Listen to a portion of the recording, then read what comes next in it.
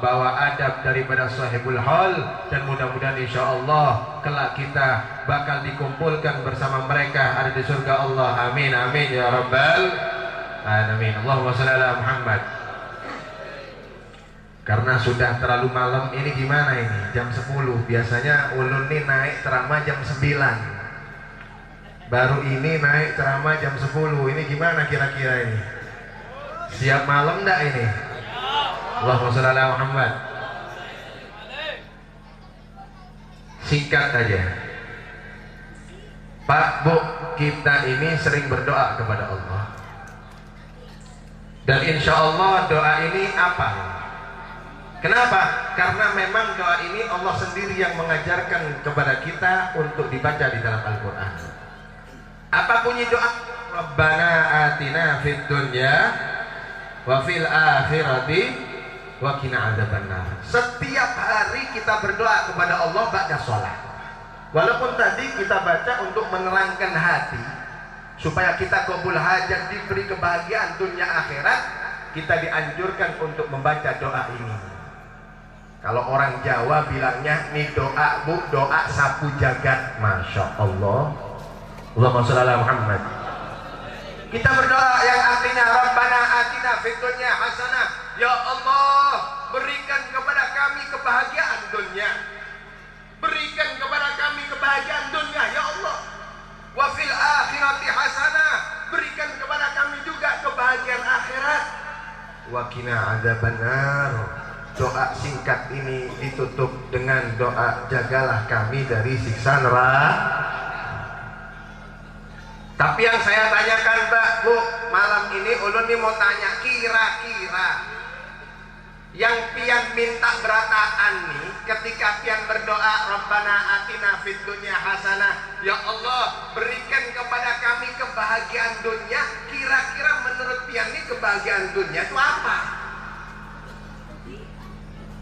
Karena kita manusia ini, Pak, kadang salah persepsi. Kita ini kadang salah pemikiran, khusyuk minta sama Allah. Rabbana atina fid dunya hasanah. Yang di pikiran kita, ya Allah, rumah baru. Yang di pikiran kita, ya Allah, mobil baru. Ya Allah, yang penting jangan bini baru kan. Allahumma shalli ala Muhammad. Kita ini kadang salah pemikiran, dobet yang namanya kebahagiaan dunia yang ada urusannya dengan dunia.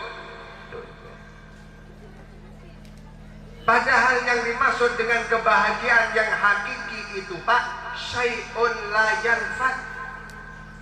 Sesuatu yang kekal, tidak habis-habis, itu baru namanya kebahagiaan hakiki. Percuma pian, Pak, punya rumah mewah, sebentar lagi bukan bakal menjadi milik. Tuh rumah kalau tidak bakal rusak, bakal pian tinggal. Salah satu, mau rumahnya dahulu atau piannya yang dahulu. Pian mau punya mobil mewah, tetap kadang dicium truk aja sudah hancur.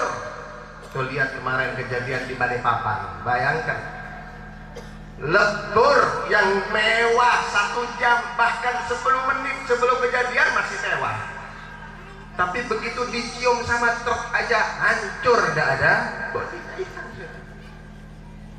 Kebahagiaan yang hakiki itu yang kekal, tidak ada habis-habisnya.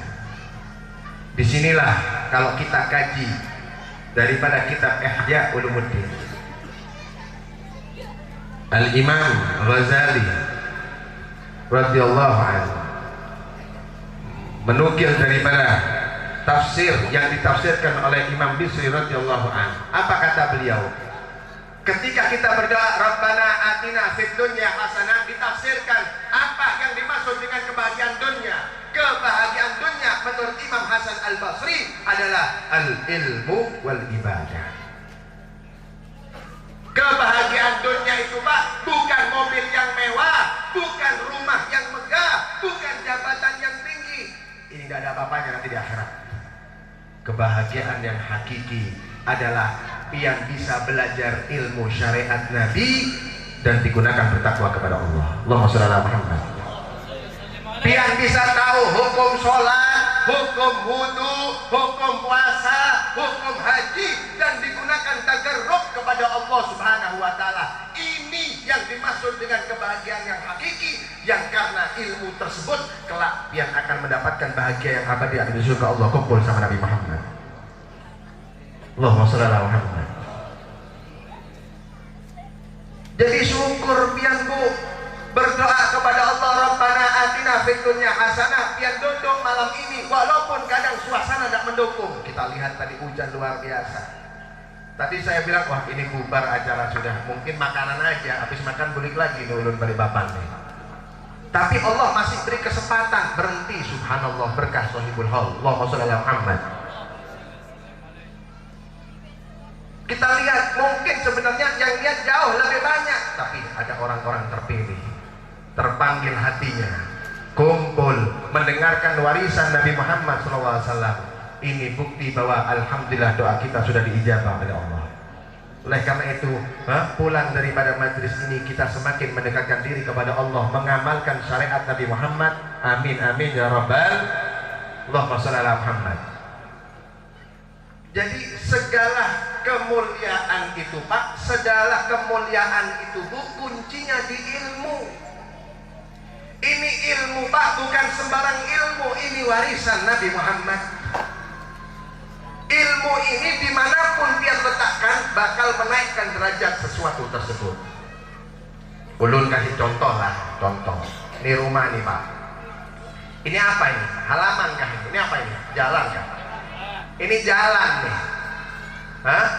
Ini jalan, tempatnya kucing lewat, mungkin anjing lewat. Nah, sini ini jalan kita lihat. Dalam artian sebelum kita buat peringatan seperti ini, orang yang duduk, orang yang lewat tidak pengaruh apa-apa.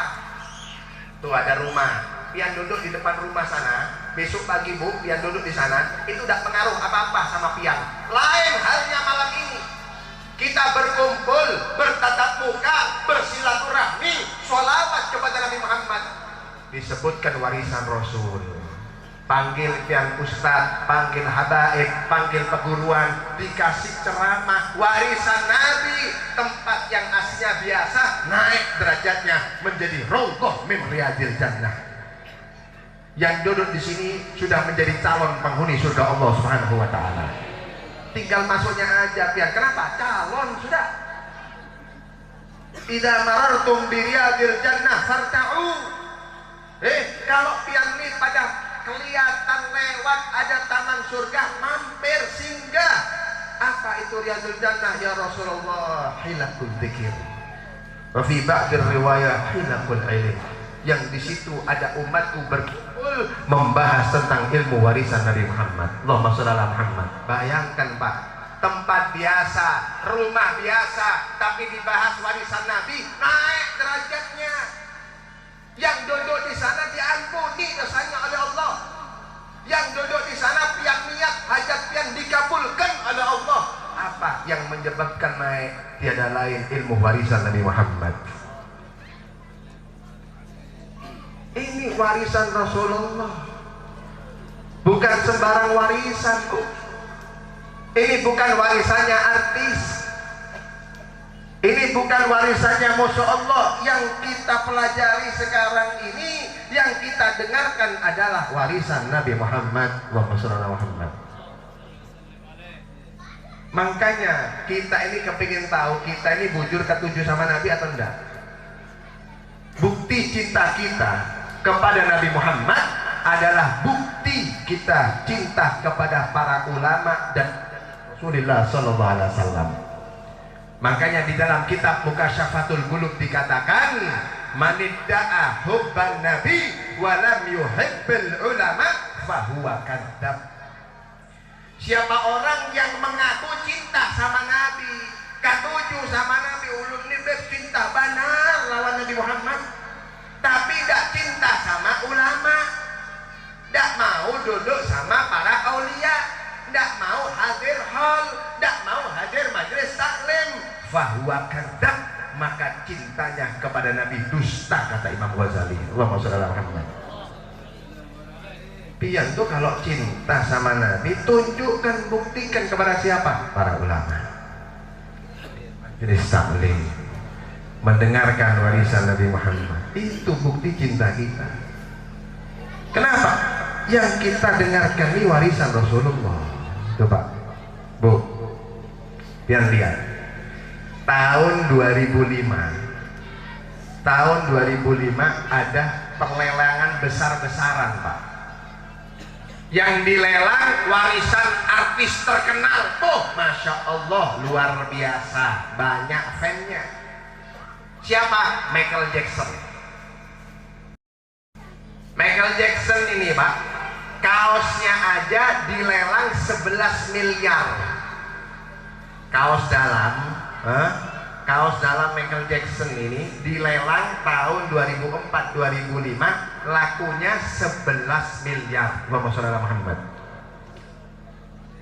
Dan itu dibeli, berebut yang beli. Terakhir celana dalam Michael Jackson. Apa kalau bahasa Banjarnya celana dalam? Sempak aja. Allahumma sholli ala Muhammad. Celana dalam Michael Jackson ini Bu laku 6 miliar, dan itu orang berebut beli. Masya Allah. Sempaknya pian jual di pasar besok, gak laku Pak.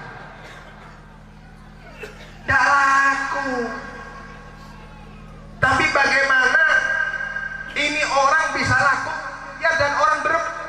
Kenapa? Karena orang yang mengeluarkan duit, yang ingin beli adalah orang-orang yang cinta kepada Michael Jackson. Akhirnya mereka siap keluar duit, mereka siap keluar harta walaupun ratusan miliar. Dan kalau kita jangan, kan kita suruh beli, dikasih kita tidak mau. Kenapa? Tidak ada sedikit pun rasa cinta kita kepada mereka. Begitu pula kita ingin membuktikan cinta kita kepada Nabi, cinta kita kepada ulama. Buktinya dengan apa? Apa yang kita korbankan untuk majelis? Apa yang kita korbankan untuk penyambung daripada lisan Nabi Muhammad SAW? Kita lihat Sahibul Bait, Masya Allah, demi menundukkan cintanya, ayo dikumpulkan. Pian kasih makan, kasih tempat, fasilitas luar biasa. Mudah-mudahan yang dikeluarkan dibalas oleh Allah Subhanahu wa taala. Allahumma shalli ala Muhammad. Ilmu. Begitu pula ilmu, kalau kita lihat almarhum yang kita holi ini sekarang. Almarhum yang kita holi ini, kenapa beliau begitu istimewa? Sampai di holi ada di mana-mana, di pondok saya ada di Keraksan, Probolinggo, juga di hall 2 minggu yang lalu. Termasuk kalau tidak salah anaknya beliau ini ada di pondok, Maksum. Bikin hall, dan hallnya luar biasa. Santri suruh makan sendiri, jadi dia pesan kambing, ayam, telur, santri suruh ngambil. 80 santri dikasih makan sama orang Kalimantan untuk mengholi daripada Sahibul Hall. Dan itu bukan hanya di Jawa, di mana-mana tuh. Apalagi kalau sudah hall, semua gratis. Mau bensinnya kah, mau rokoknya, mau apa sudah. 2 hari atau bahkan mungkin seminggu gratis semua. Masya Allah. Semuanya berlomba-lomba membuktikan cintanya kepada beliau Sahibul Hall. Loh, kalau kita ini kepingin tahu kenapa beliau ini bisa sehebat ini. Bahkan di luar Indonesia pun diholi, di Hadramut Yaman sana juga diholi. Kenapa? Karena di dalam dirinya ada warisan Nabi Muhammad. Allahumma shalli ala Muhammad. Orang biasa Pak, kita ini orang biasa. Tapi kalau kita belajar ilmu, kita kaji ilmu, belajar warisan Nabi, dicatat, diafal, diamal, belajar lagi, dicatat, diafal, diamal, amal, ilmu, amal, sampai tagarrub kepada Allah Subhanahu wa taala, maka ini orang akan dimuliakan oleh Allah. Dan ini adalah kemuliaan yang hakiki, sehingga dikatakan oleh Al-Imam Ali Zainal Al-Imam Ali kalamallahu wajhah, mal fakhru illa li ahli ilm. Tidak ada kebanggaan kecuali bagi orang sang pemilik ilmu. Sampai mau bangga dengan harta, silahkan. Mau bangga dengan jabatan, silahkan. Lihat orang yang bangga dengan hartanya. Pian nih mau punya duit berapa? Tidak sebanding pian sama korun, bu. Baru pakai emas 5 kilo aja sudah sombong pian. Emasnya korun tuh bertonton. Dikisahkan di dalam tafsir, sampai kunci gudang hartanya aja dibawa 72 onta tidak sanggup. Bagaimana hartanya? Tapi lihat, tidak ada kebahagiaan, kebanggaan yang abadi kecuali bagi para pemilik ilmu. Allahumma shalli ala Muhammad. Yang jabatannya tinggi, Fir'aun. Fir'aun itu bukan hanya seperti kerajaan Banten, Majapahit. Fir'aun itu kerajaannya menyeluruh, Pak. Seluruh dunia tunduk di kerajaan Fir'aun. Tapi mana sekarang? Hilang. Yang pamer bangga dengan jabatan hilang, bangga dengan duit hilang, bangga dengan ketampanan, kecantikan hangus hilang. Ketampanan yang hakiki adalah ketika di dalam diri kita ada warisan Nabi Muhammad SAW. Makanya beliau tutup, "Wan-nasu mautah, an-nasu mautah wa ahlul ilmi ahya'u." Kita ini walaupun hidup, Pak, seperti orang mati, tidak bisa ngasih manfaat. Wa ahlul ilm, tapi mereka para wali Allah, mereka para alim ulama ahya, mereka akan tetap hidup walaupun jasad mereka sudah terkubur ada di tanah. Kalau kita hadir hall, kadang kita ini mendengarkan petuah, nasihat daripada almarhum. Beliau sudah meninggal, tapi pecinta-pecintanya tetap meneruskan daripada nasihatnya. Allahumma shalli ala Muhammad. Seakan-akan beliau hidup dan menasihati kita. Kita ini yang hidup seperti meninggal. Ya Allah. Allahumma shalli ala Muhammad. Ilmu ini ketika diletakkan dari orang biasa kemudian naik derajatnya menjadi kekasih Allah Subhanahu wa taala yang kita sunnah untuk menghormati mereka. Nabi Muhammad SAW bersabda, "Akrimul ulama." Mungkin yang pernah mondok, akrim itu fi'il amr, Pak. Amr itu maksudnya perintah. Setiap perintah dari Allah kalau bukan sunnah berarti wajib. Akrim, akrima, akrimu, jamak, akrimul ulama. Hormati kalian dengan orang alim. Hormati mereka, mau yang hidupkah, mau yang meninggal, hormati. Salah satunya dengan hadir acara Hol Siddin, Hol beliau. Kenapa? Fa innahum indallahil kurama'ul mukramun. Karena mereka para ulama ini di sisi Allah adalah orang yang mulia dan dimuliakan oleh Allah Subhanahu wa taala. Allahumma shalli ala Muhammad. Naik derajatnya di sisi Allah. Bahkan Nabi sallallahu alaihi wasallam bersabda, "Ulama ummati ka anbiya Bani Israil." Ulama umatku seperti nabi di zaman Bani Israil. Wah, luar biasa. Allahumma shalli ala Muhammad. Makanya kadang kita ini yang kurang-kurang ilmu ini jangan sampai kita ini mengatai, jangan sampai kita ini memprotes, apalagi menjelek-jelekkan. Kita ini siapa? Yang kita holi ini siapa? Orang alim itu, Pak, tidurnya aja sudah ibadah. Naumul alim khairun min ibadati jahil.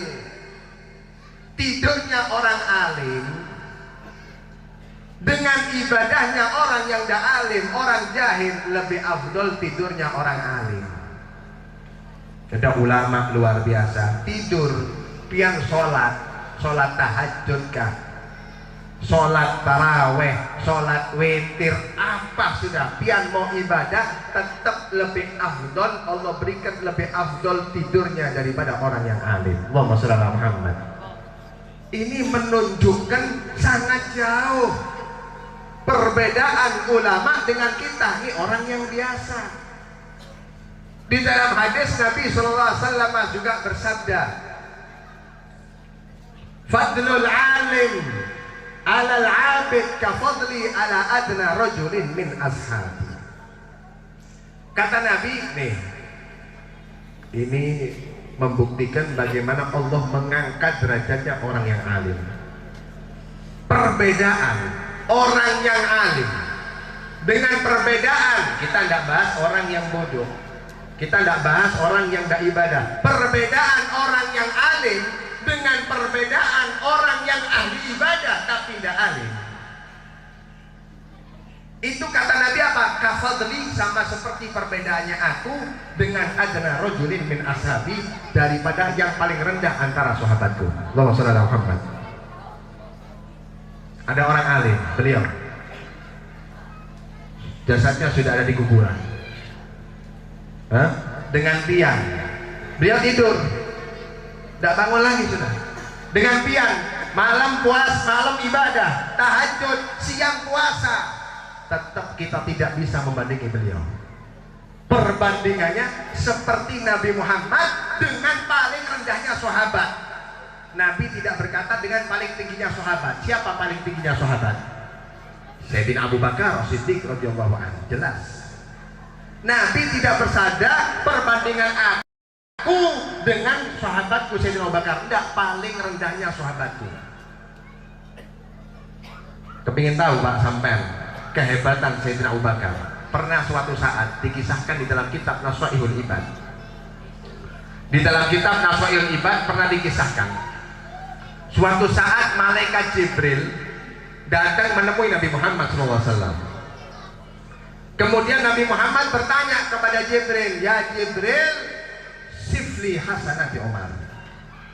Jibril, coba terangkan kepadaku, sifatkan kepadaku bagaimana kehebatan, keistimewaan pahalanya Umar. Yang ditanya siapa? Sayyidina Umar.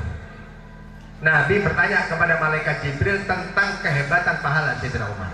Apa kata malaikat Jibril? Ya Rasulullah, lau kanatil biharu midadan wal asyaru aklaman lama hasurtuha. Ya Rasul, seandainya seluruh lautan ini dijadikan sebagai tinta dan seluruh pepohonan ini dijadikan sebagai pena untuk mencatat daripada pahala yang sudah dilaksanakan Sayyidina Umar, masih kurang laut setinta, laut sebagai tintanya dan pohon sebagai penanya, masih kurang Pak. Bayangkan, laut semua ini, bukan laut Balikpapan, semua dunia bumi ini laut sebagai tintanya, seluruh pohon di dunia ini sebagai penanya untuk mencatat daripada pahala Sayyidina Umar, masih kurang, kata malaikat Jibril. Fata'ajjaban Nabi, maka Nabi pun ta'ajjub, bangga dengan Sayyidina Umar.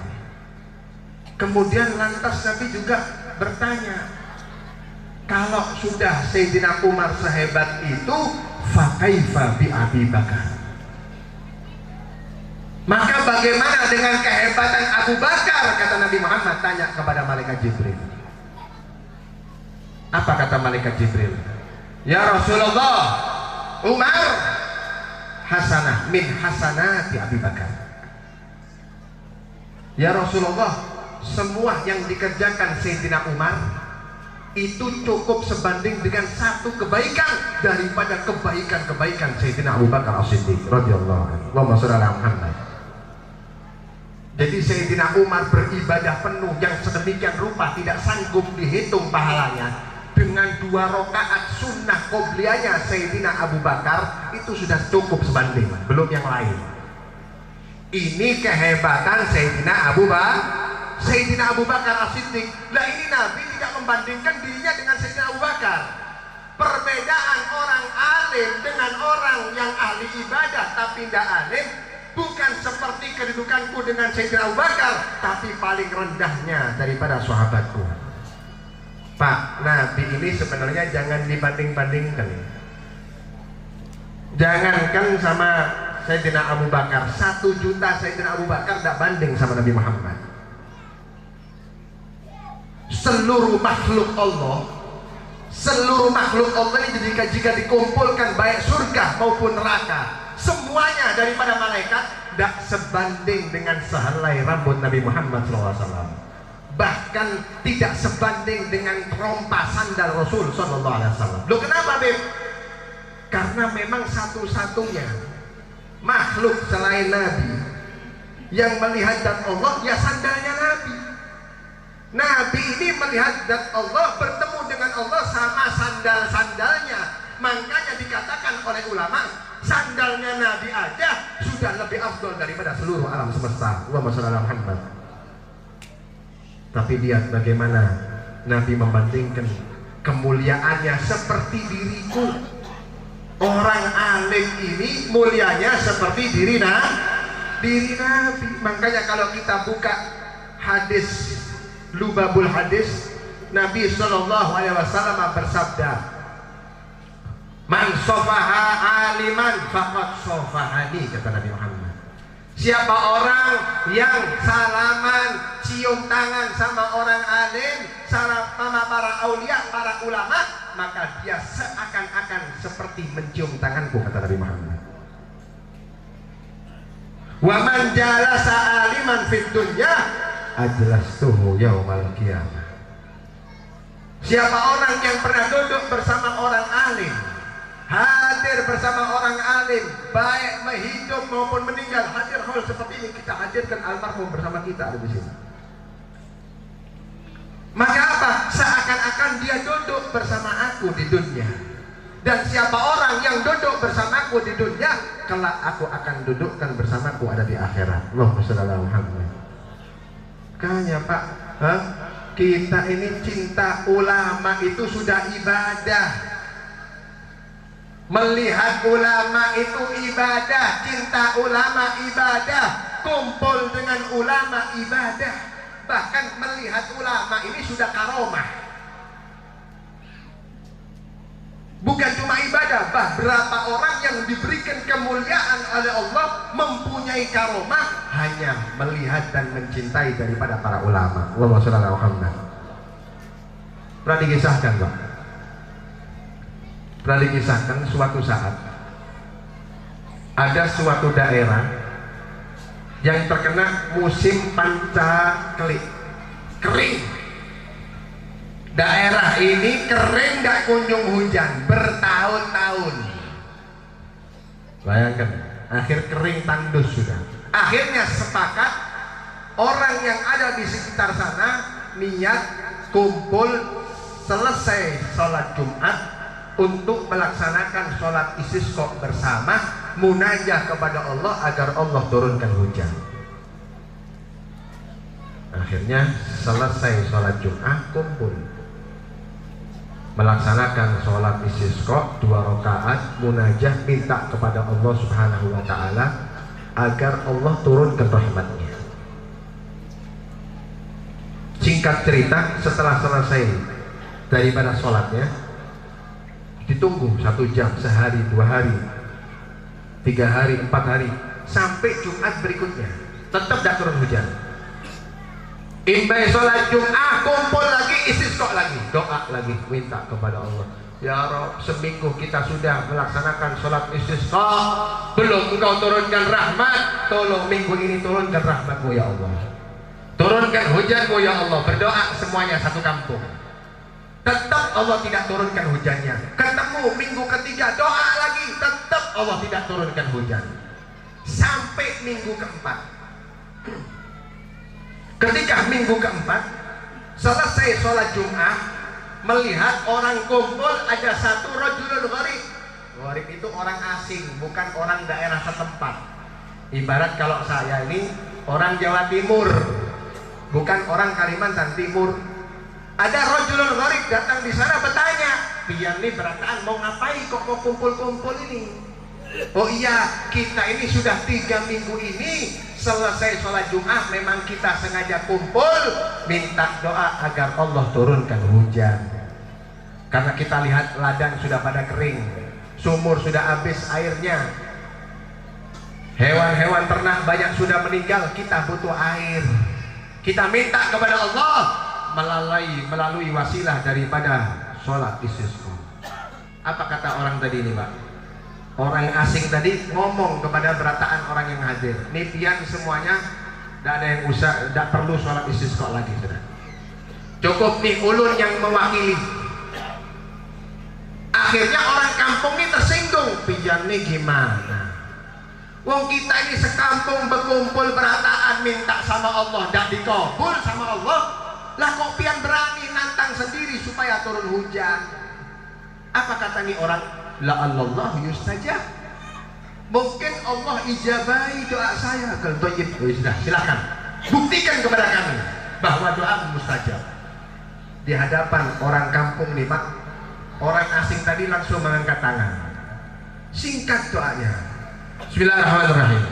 Allahumma ya Allah, bihaqqi ma fi hadzal ras iski haula'in nas. Singkat. Allahumma ya Rabb, bihaqqi ma fi hadzal ras iski haula'in nas. Setelah beliau tutup daripada doanya, tidak sampai 10 menit Pak, mendung sudah berdatangan. Tidak sampai setengah jam, hujan sudah turus dengan begitu deras. Allahumma shalli ala Muhammad. Kaget orang sekampung. Wah, hebat bener.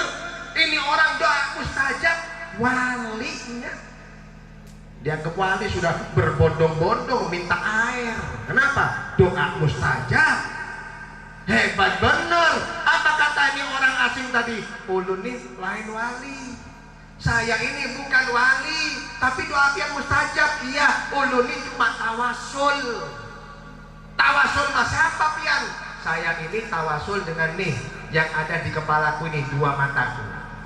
Emang ada apa dua mata pian? Fa inna hadil ainan qatra'at Imam Abu Yazid Al-Bustami.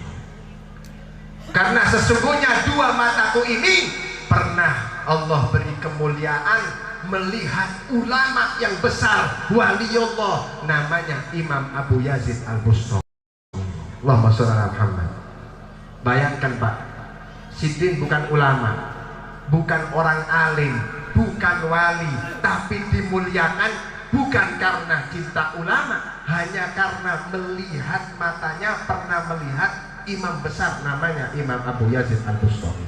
Akhirnya dimuliakan, bahkan diberi karomah, doanya menjadi mustajab. Allahumma shalli ala Muhammad. Iya, modal kita ini cinta sama ulama, cinta sama Nabi Muhammad. Pian ini mau apa? Mau sombong dengan sholat pian nih, pian sholat mikir utang. Kita ini kadang sholat mikir cicilan.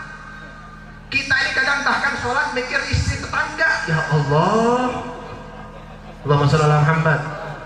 Lu kita ini kadang sholat maksiat. Mau apa?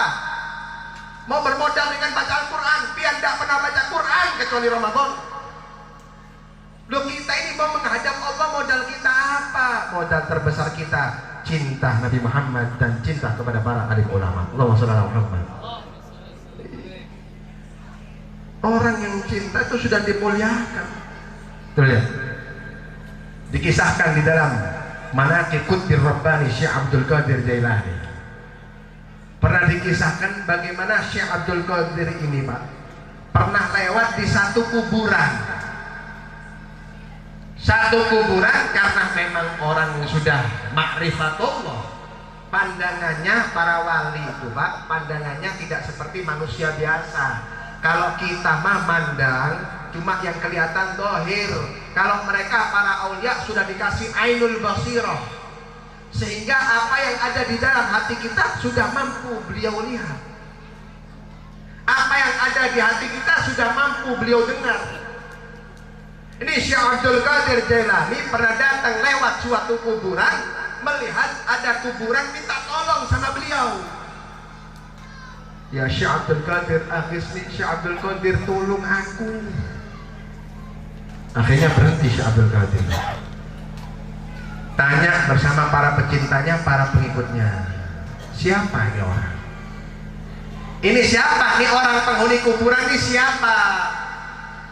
Oh, inya ini namanya Fulan bin Fulan Imam, Fulan bin Fulan Syekh namanya.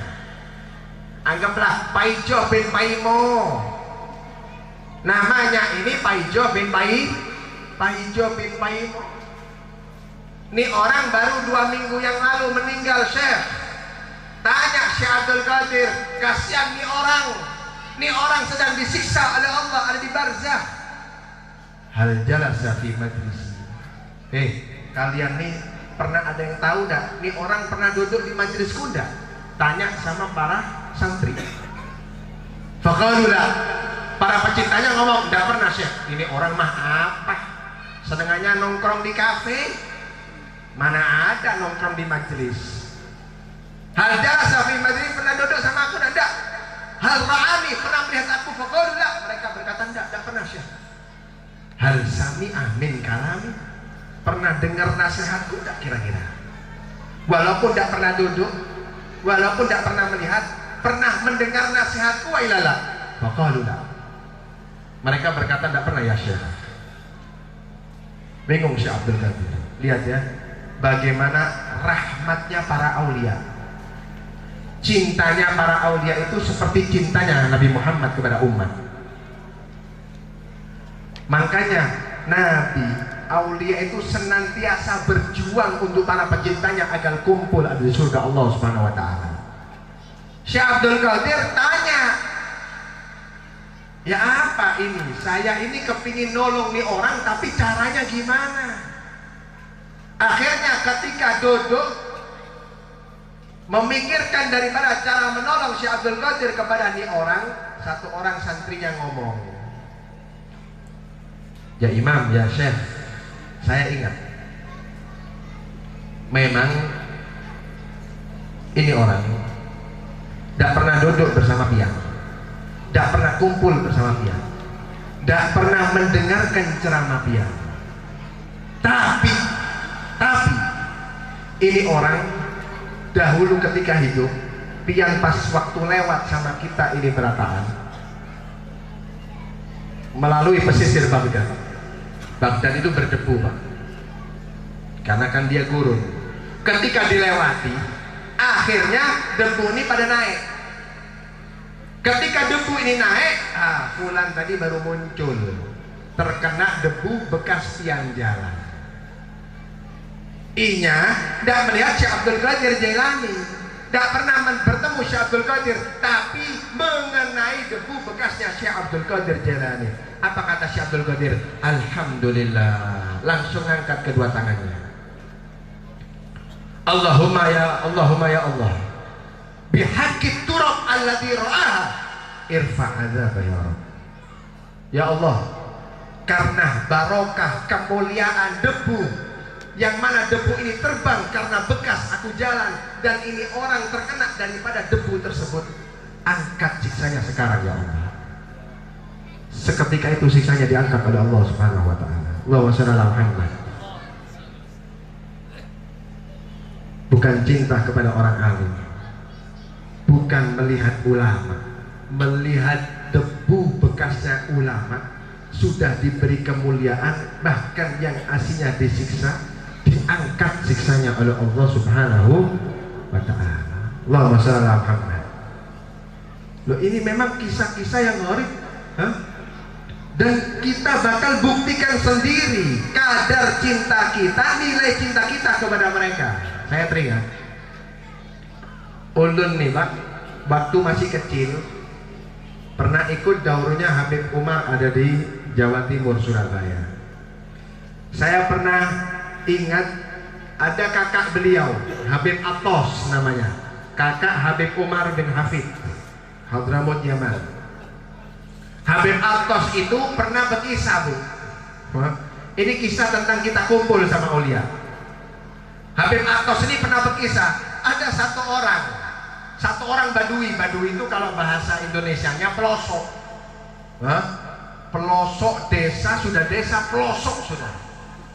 Satu orang badui datang ke kota. Ketika datang ke kota bersama 3 temannya, dikasih 1 ekor unta oleh orang kota. Mendapatkan 1 ekor unta, senang luar biasa. Unta dipotong, setelah dipotong karena terlalu besar dibagi 3. Per orangnya ngambil 10 kilo. Nih pian 10 kilo lah, ulun 10 kilo, nih pian juga 10 kilo. Tiap orang dapat 10 kilo, 3 orang badui ini. Sisanya disodakohkan kepada fuqara Madinah, fuqara kota tersebut. yang dibawa pulang 10 kilo daging onta. Ketika sudah perjalanan pulang membawa 10 kilo daging onta, orang Bahari itu Pak kalau bawa-bawa itu dibungkus. Makanya kalau kita lihat film Bahari itu kan dibungkus, diselendangkan seperti ini, selendangkan bawa pulang. Ketika dibawa pulang, ada satu orang di antara mereka melihat satu masjid yang penuh. Ditanya, ini lagi ngapain? Oh, ada jenazah, kita mau lagi sholat jenazah. Oh tayyib, alhamdulillah, ini ulun lagi pegang wudhu. Lihat ya, orang Bahari itu walaupun dalam keadaan apapun tidak lepas sama wudhu. Kebetulan lagi punya wudhu, ayo dah nimbrung dah sebentar sholat jenazah. Ayo sholat jenazah kumpul. Karena masjidnya besar, banyak pun tidak kelihatan imamnya.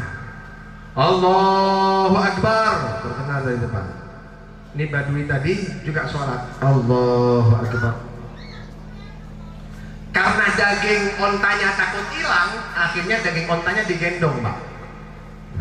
Jadi karena takut hilang ditaruh, takut diambil sama orang, daging ontanya digendong sama inya. Kan tidak apa-apa, tidak najis tuh, suci kan. Allahu Akbar, Allahu Akbar, baca Fatihah. Takbir kedua, Allahu Akbar, Allahu Akbar, baca sholat. Allahu Akbar, takbir ketiga, doa lil mayyit, yang terakhir doa lil mayyit, amin amin amin, Fatihah. Yang aneh, setelah kejadian itu kata Habib Apos, setelah kejadian itu orang terpisah menjadi dua.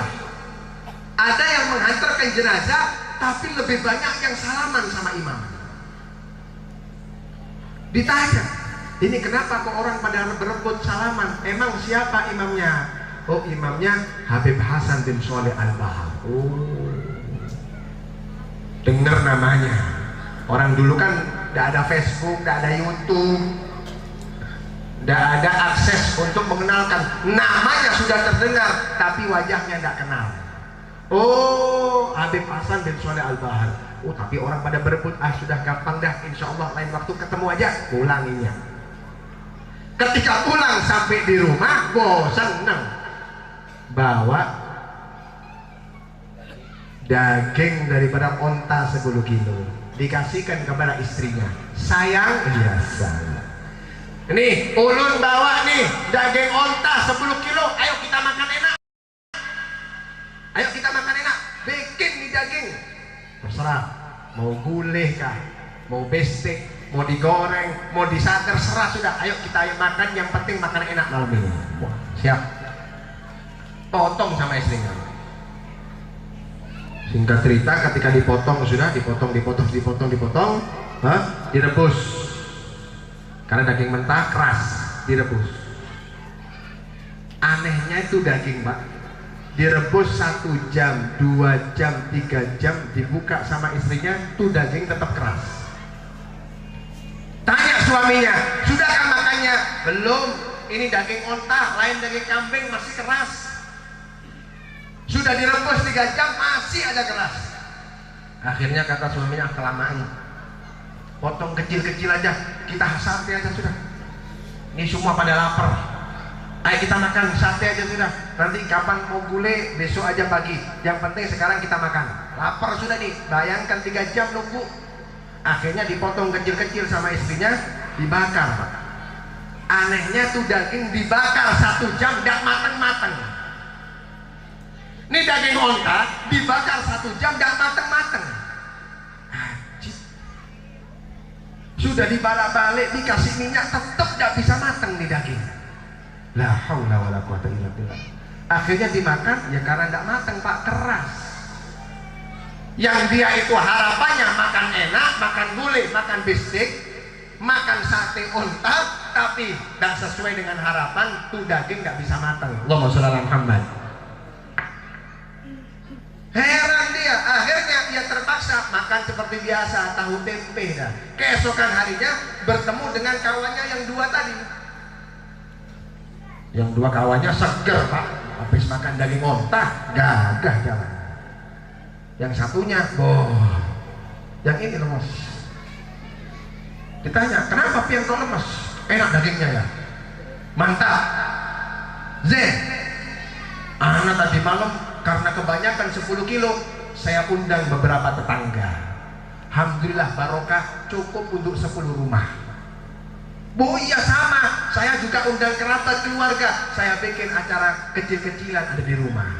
Yang temannya satu berdiam aja. Kenapa ente diam, tanya? Ente makan enak tadi malam? Iya, saya makan enak. Saya bikin gulai, saya bikin sate, saya bikin krengsengan. Oh, saya bagi-bagi, semuanya makan enak, lembut, dagingnya enak luar biasa. Bukan ontak tua, enak. Yang satunya ini heran tadi, ajib. Emang kenapa daging kamu? Nah ya itu, saya ini mau berkisah ini. Saya punya daging yang kita bagi kemarin 10 kilo tiap orang. Saya punya daging, saya rebus 3 jam, gak mateng-mateng. Bahkan terakhir sudah kita potong kecil-kecil, saya sate tetap gak bisa dikonsumsi. Ajib. Jadi kok gak sama gitu. Akhirnya temennya satu ngomong, coba Pian ingat-ingat. Ada kejadian apa Pian? Kok bisa? Pasti ada salah. Ada apakah? Mungkin ngatai orang miskin kah? Atau mungkin salah ninja apa? Ada salah pasti Pian. Tidak ada. Oh, lu ini pulang sambil sholawat kok, tidak ngapa-ngapain. Cuma saya lihat masjid penuh waktu itu. Akhirnya saya sempat singgah di masjid, saya sholat jenazah ada di sana. Ditanya siapa yang jadi imam? Yang jadi imam Habib Hasan bin Sholeh Al-Bahar. Salah satu pecintanya nangis, langsung ngomong, pantas. Beruntung Pian nih, pantas. Kenapa? Karena saya pernah mendengar siapa orang yang sholat bersamaku atau hadir di majelisku, Allah haramkan jasadnya tersentuh api neraka. Allahumma sholli ala Muhammad. Jangankan orangnya, daging onta tuh Pak, daging onta yang dibawa sholat aja tidak bisa tersentuh daripada api dunia. Kenapa? Api neraka aja tidak bisa bakar, apalagi api dunia. Allahumma sholli ala Muhammad. Loh, kalau kita kepingin kisahkan kisah daripada hikmah duduk bersama para ulama, banyak luar biasa. Cuma masalahnya kita percaya nggak acara apa nasihat-nasihat seperti itu. Makanya waktu itu Habib Atos itu menutup, ditutup sama Habib Atos. Kalau ini memang kisah, tapi ada satu hadis yang menguatkan daripada kisah-kisah seperti ini. Kita lihat bagaimana Syekh Abdul Qadir Jailani mensyafaati seseorang. Kita lihat bagaimana seseorang diberikan karomah sehingga Allah turunkan hujan. Kita lihat bagaimana daging onta tidak bisa masak hanya gara-gara dibawa sholat di belakang Habib Hasan bin Sholeh Al-Bahar. Ada satu hadis Nabi Muhammad SAW di dalam kitab Majma'ul Bahrain fi Manaqibil Imam Ibn Zain, atau kita bisa buka hadis ini di dalam kitab Manhajus Shawi karya Habib Zain bin Smith. Mudah-mudahan beliau panjang umur, sehat walafiat, masih ada sampai sekarang. Kalau kita buka bab fadilah daripada orang alim, ada satu hadis Pak. Singkatnya yang hadis ini mengkisahkan tentang keadaan kita nanti di akhirat. Ketika sudah kita dikumpulkan ada di mahsyar, kemudian dimintai pertanggungjawaban masing-masing. Yang ahli maksiat tempatnya neraka, yang ahli taat tempatnya surga Allah Subhanahu wa taala. Ada satu orang di antara kita kelak yang kemudian Allah hisab. Ketika Allah hisab, ibadahnya ditaruh di mizan sebelah kanan, maksiatnya ditaruh mizan sebelah kiri. Fatarajjahat sayyi'atuhu ala hasanati. Jeglek timbangannya, maksiatnya lebih banyak dari dosa, maksiatnya lebih banyak daripada pahalanya. Amal ibadahnya sedikit, akhirnya fayu'mar bihi ilan nar. Ini orang diperintahkan masuk ke neraka Allah. Jalan. Ketika ingin masuk ke neraka Allah Subhanahu wa ta'ala, lihat, Allah Subhanahu wa ta'ala memanggil malaikat Jibril. Apa kata Allah? Ya Jibril, adrik abdi fulan. Jibril, sekarang kamu turun, tuh orang tolong hambaku itu. Malaikat Jibril turun untuk menemui orang yang hampir dihantarkan ke neraka Allah Subhanahu wa taala. Akhirnya ngomong malaikat Jibril, "Hei malaikat, ente mau bawa kemana nih orang?" "Oh, saya mau bawa ke neraka, malaikat. Karena ini banyak maksiatnya Jibril, tempatnya di neraka." "Tunggu, besok tunggu dulu. Jangan dimasukkan ke neraka karena Allah ada maksud lain. Tunggu sampai saya perjelas apa yang dikehendaki oleh Allah." Berangkat malaikat Jibril menemui Allah Subhanahu wa taala, meminta kejelasan daripada ini orang. "Ya Rabb, apa yang harus aku laksanakan terhadap ini orang?" Apa kata Allah? "Ya Jibril, salhu. Hal jalasa fi majlisi alimin fid dunya. Idza jalasa fi majlisi alimin fid dunya adkhilhul jannah." Jibril, kamu sekarang turun ke orang itu. Tanyai dia, padahi dia, pernah enggak dia duduk bersama orang alim, hadir di majlisnya para ulama, walaupun sekali seumur hidupnya. Kalau memang dia pernah duduk di majlisnya orang alim walaupun sekali, masukkan surga karena berkat syafaatnya orang alim tersebut. Allahumma shalli ala Muhammad. Masa seumur hidup sih hadir hall enggak pernah? Seumur hidup hadir pengajian orang alim enggak pernah? Ya Allah, Indonesia ini dimudahkan. Setiap tahun peringatan Maulid, peringatan Isra Mi'raj, di mana-mana haul aulia. Masa sekali saja duduk sama orang alim enggak pernah? Turun malaikat Jibril menemui ini orang, tanya, "Ya fulan, hal jalasta fi majlis alimin fid dunya." "Hei fulan, pernah enggak kamu duduk sekali saja, sekali aja duduk di majlisnya orang alim ketika hidup di dunia?" Ingat-ingat sama duduk majlis orang alim, duduk hadir hall, duduk faqala, tidak pernah.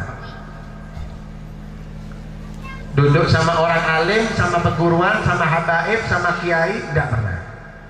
Kalau orkesan, palapa, nomor 1, Pak. Urusan majlis, ghaib, faqala la. Sehingga malaikat Jibril bingung, satu kali dia tidak pernah. Tidak pernah.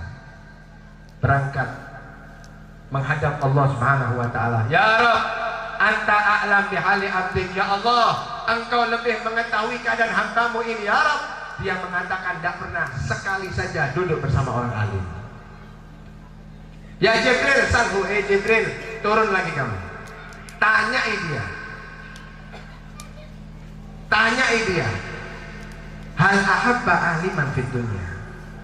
Idza ahabba aliman fid dunya adkhilhul jannah." Jibril coba tanyai, walaupun dia tidak pernah duduk di majelis taklim, pernah tidak mengidolakan orang alim, cinta sama ulama, cinta sama aulia, mengidolakan mereka sampai masang poster rumah, ada di rumah-rumah. Pernah tidak kira-kira di rumahnya pasang poster habaib, kiai, bukti cintanya kepada mereka? Kalau memang pernah, sudah masukkan ke surga karena cinta yang ada di dalam hatinya. Allahumma shalli ala Muhammad. Turun. "Ya fulan," tanya kepada ini orang, "Hei fulan, hal ahbabta aliman fid dunya?" Pernah enggak dia nih cinta sama orang alim, katuju sama orang alim, masang posternya orang alim sebagai idola? Enggak pernah. Ulun ini enggak nyambung sama sekali sama habaib, enggak pernah kumpul sama paduruan, enggak pernah. Yang ada poster pemain sepak bola, yang ada poster drakor, drama Korea, artis Korea, lengkap ya Bu, Masya Allah. Urusan para aulia kosong. Padahal kalau kita ini pasang poster ulama di rumah itu Pak, ketika hidup sudah bawa berkah, nanti di akhirat bawa syafaat. Buat apa pian pasang poster musuh-musuh Allah Subhanahu wa taala? Yang dipasang nih mereka, para penerus perjuangan Nabi Muhammad. Tanya, tidak pernah lapor, "Ya Rabb, anta alam bihali abdik." Tidak pernah, ya Rabb. Terakhir, Jibril, terakhir, tanyai lagi, pertanyaan terakhir. "Salhu an ismihi au ismi abai." fa in wafaqa ismu Ismail adkhilul jannah. Jibril terakhir dah. Pian turun sekarang, tanyai pertanyaan terakhir. Pernah ndak kasih tahu siapa namanya? Kalau memang namanya atau nama orang tuanya ada yang mencocoki nama orang alim ketika hidup di dunia, maka masukkan ke surga hanya karena berkah namanya orang yang alim. Allahumma shalli ala Muhammad. Turun, tanya, ya fulan masmuk siapa ngaran pian? Pian ini siapa ngarannya? Fa'ajaba bi'ismin la yu'raf la indal anbiya wa la indal rusul wa la indal ulama. Ini orang ngomong suatu nama yang tidak pernah didengar baik di kalangan nabi, rasul maupun ulama, terserah dah. Siapa nama pian? Paijo. Karena tidak ada Bu Paijo radhiyallahu anhu, tidak ada. Makanya kita kasih nama ini jangan sembarangan, Pak. Pian tuh kalau tidak bisa kasih nama, minta sama orang yang tahu. Karena nama itu tafaul. Nama itu pengaruh sama musamah yang diberi nama. Karena nama itu juga termasuk doa. Pian ini kalau punya anak, pian kasih nama anak Muhammad, pian kasih nama anak Soleh, pian panggil setiap harinya Soleh, Soleh, Soleh, Soleh. Setiap hari dipanggil 1000 kali oleh bapak emaknya, sama seperti bapak emaknya mendoakan 1000 kali semoga kamu jadi anak soleh. Lo gitu Pak. Lo kita ini kasih nama anak tidak cinta sama ulama, sembarangan. Tuh lihat, kadang kita ini kalah Pak, maaf sama orang non muslim. Tuh, kalau sampai ke Jawa sana, ada orang non muslim punya tokonya namanya Sumber Rezeki. Ini orang non muslim ngasih nama tokonya Sumber Rezeki, akhirnya tokonya jadi Sumber Rezeki beneran. Loh kalau kita kan orang Indonesia enggak, orang Islam ngasih tokonya Warung Lumayan, laku enggak laku lumayan. Warung Iblis, rawon setan. Bayangkan umatnya Nabi, tapi tafaulnya pakai setan, rawon iblis, rawon setan. Ini umatnya Nabi Muhammad. Allahumma shalli ala Muhammad. So, kita ini kasih nama tapi menunjukkan tidak cinta sama ulama. Tuh kita lihat Nabi Muhammad. Nabi Muhammad itu berapa banyak kita punya nabi merubah nama sahabat yang dianggap tidak baik. Ada satu sahabat Pak namanya Huzn. Huzn itu kalau sampean buka kamus bahasa Arab, Huzn itu sumpek galau, stres.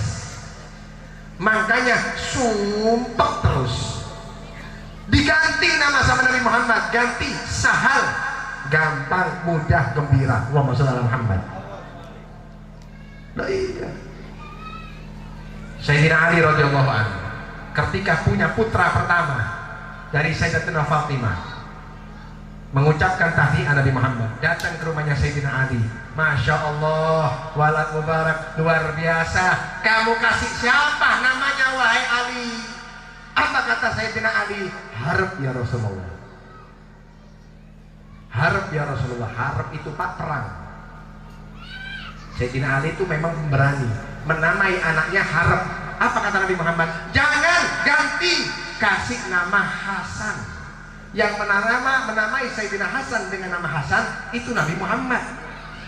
Sayyidina Ali sebenarnya bukan menamai Hasan, menamai dengan Harap. Diganti oleh Nabi Muhammad, kasih nama Hasan. Apa itu Hasan? Orang yang tampan, orang yang bagus, orang yang baik. Punya anak lagi Sayyidina Ali, datang lagi Nabi Muhammad. Siapa namanya wahai Ali? Harap ya Rasulullah.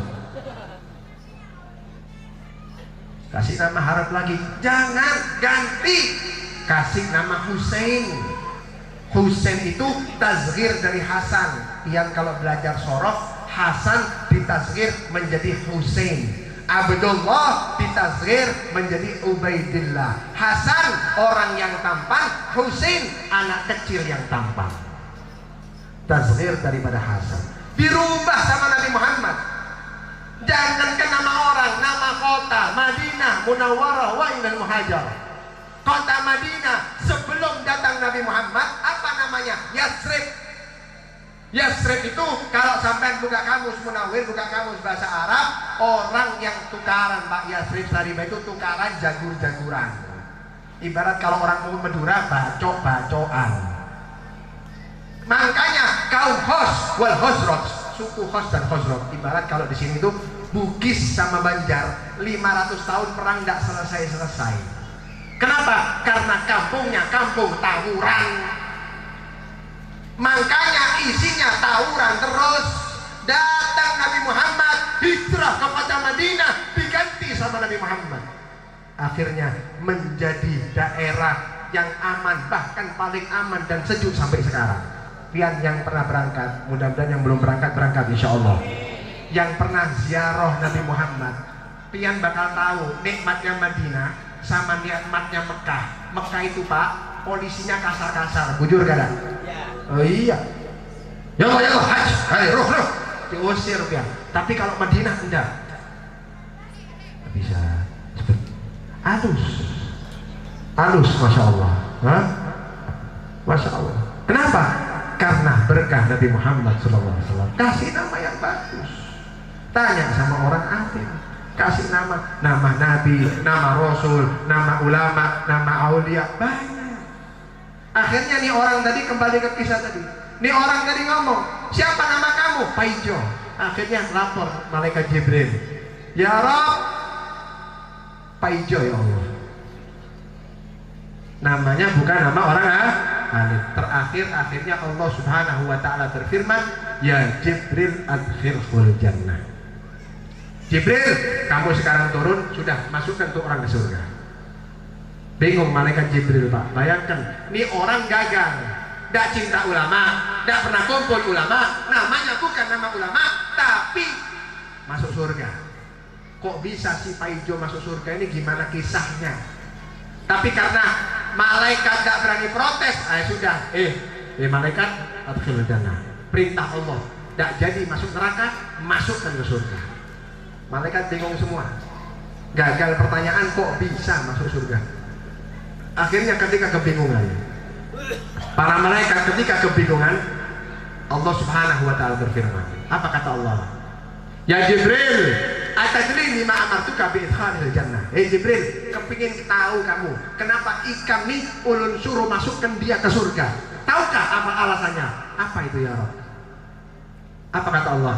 Fa inna hadzal rajul yuhibbu rajulan wa dzakar rajul yuhibbu aliman. Karena sesungguhnya orang ini pernah duduk, pernah cinta, pernah mahabbah, pernah kumpul sama seseorang ini yang sangat cinta sama ulama.